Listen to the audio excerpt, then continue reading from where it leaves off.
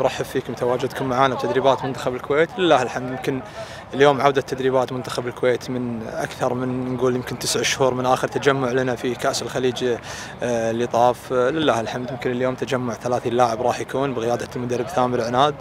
اليوم كان اختيار الكابتن ثامر عناد لمجموعة من اللاعبين اللي أول مرة ينضمون لمنتخب الكويت اللي برزوا خلال الفترة اللي طافت في الدوري. اختيارهم ما جاء فقط للشو الإعلامي، لاعبين برزوا خلال الدوري. اليوم مدرب ثامر عناد بيعطيهم باذن الله تعالى فرصه لمنتخب الكويت خلال المباراتين الوديه ضد المنتخب الاماراتي وضد المنتخب السوري. يا رب ان شاء الله هالاسبوع نتجمع باذن الله تدريبات الى قبل مغادرتنا للامارات في تاريخ 15.